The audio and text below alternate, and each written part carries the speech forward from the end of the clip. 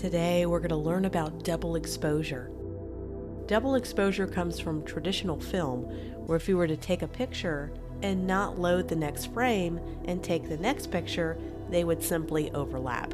You saw this in a lot of pictures in the 60s and 70s of rock bands where they have this double exposure effect. Well, in digital world, it's a lot easier to do it with the blending mode tool. You're going to be really amazed on how easy it is to achieve this effect. So I'm right here in Adobe Photoshop, and let's get going. As I do with most of my photos, I'm on Pexels.com, and I wanted to find a photo that had a really simple background. I'm just wanting the subject matter on this. I don't want to have a lot of busy background stuff going on. I found this one. It was a nice clean background. So I went ahead and downloaded this one, and I'm going to bring it into Photoshop. The hardest part about the double exposure effect is finding that second photo to combine. And what I think makes really strong double exposure effects is having some sort of narrative or story behind the main subject matter. So pick a main subject matter, whether it's a man, a woman, an animal, a thing, and then pick that secondary image that's really going to pair well with the subject matter. So if it's an animal, perhaps a picture of mountains or nature or flowers.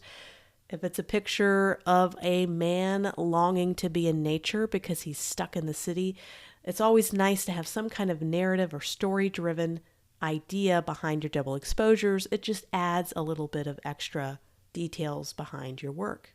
So I think the hardest thing is to find two really good photos to combine, and also finding ones that do work well together. So let's demonstrate the basic effect of double exposure. So I have a second image. So the story-driven narrative for this one is this man is longing to be back in nature. He's obviously staring at a wall, most likely at work. He's really bored. He is dreaming of being in the mountains. So I try to find some kind of nature photo that can easily portray this narrative. So I have a picture of some trees that I found. I thought that this would be an interesting photo to use to demonstrate the basics. So I'm just bringing this right into Photoshop, so it's already going to be a smart object layer. And this is how easy it is to achieve the effect. All I'm going to do is do a blending mode. And we talked a little bit prior about blending modes and how they allow certain pixels through behind the picture. And some let black pixels through and some let white pixels through, or lighter pixels. So what we're going to do is we're going to go down. You'll see how these are divided up. So you have these little divider lines. These right here in this category are really good when you have light backgrounds. You're putting something on a light background. Lighten and screen are two really good ones that tend to work really well with this effect. When you switch to a dark or a black background, some of these down here like overlay and soft light will work really good when you have darker backgrounds. So it just depends on the photo which one might work best. So in this case, let's use screen. You can see the screen mode is making the lighter colors really strong and not letting those become transparent, but it's allowing some of the darker colors to become transparent, creating this kind of interesting effect where the sky and the trees come together. So you'll see it's not really cropped at all. So these trees continue to go through the man's head. It doesn't feel like it's contained in any way. So that's what we're going to do. I just wanted to demonstrate how easy it was to get this effect going. So let's prep this image a little bit. We want to isolate this man out of the green background. We want to put him on a white background or a black background. It's really going to help us achieve this effect. We're going to isolate the photo of the man, and as we learn, there's a lot of different ways to isolate them. We could do the pen tool and trace them. We can go up to select and subject and have Photoshop automatically cut them out, which is really nice. But I'm going to show you a new way to isolate and cut out images that's going to be a little bit more detailed and gives you a lot more control. Instead of just going to select and subject, we're now going to go 2 steps below and do select and mask. This is where we can easily create a layer mask here, but instead of painting it on with black and white like we've done in prior lessons, this allows you to do it right here on this preview screen. So if I were to just click and drag, and I'm making sure that I have a addition, so this is adding to the selection, I go all the way around. I have selected the background. So let's say I want to subtract a selection. I could subtract the background. But I want to select the man. So I can click on addition and just kind of click and drag. It's going to kind of automatically do it for me. Or I can go right here to select subject. It's already built into this tool and I can select subject.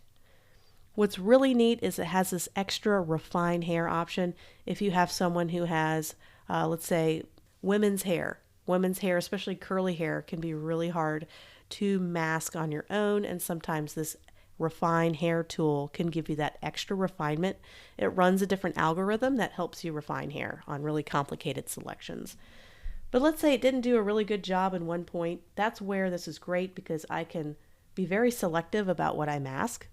So if I want to add, I just make sure I have the add to the selection selected, and I can reduce my brush size and paint on anything I feel like needed extra attention.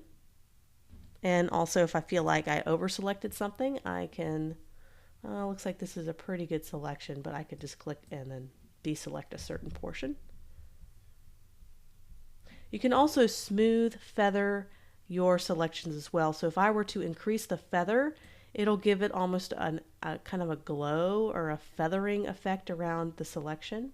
So if I increase it by a lot, it gives us a soft kind of cutout, which could be a desired effect for something that you're looking for, but we just want a very low feather.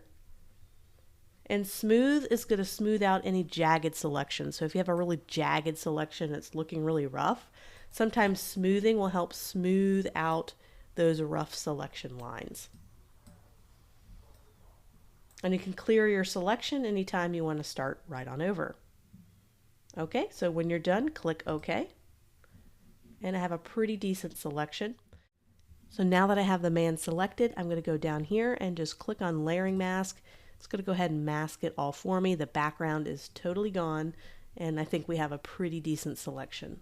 So now we add back our image and we're a little bit closer, but it looks like these trees need to disappear. So the way blending modes work is it works really well on white backgrounds and black backgrounds depending on which one you selected. So let's create a white background for the very back.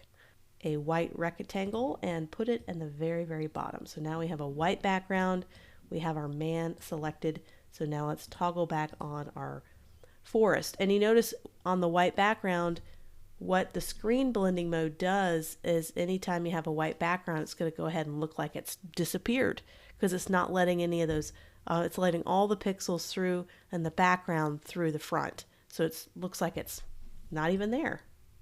So you see how that works? If I were to change this to a black background, so I'm just going to double click my rectangle, change it to black, now we're back at the same issue because now it's letting the black pixels through. Well, black is going to make it show up. And white is going to make it disappear, just like when we paint on the layering mask with white and black and how we modify layering masks.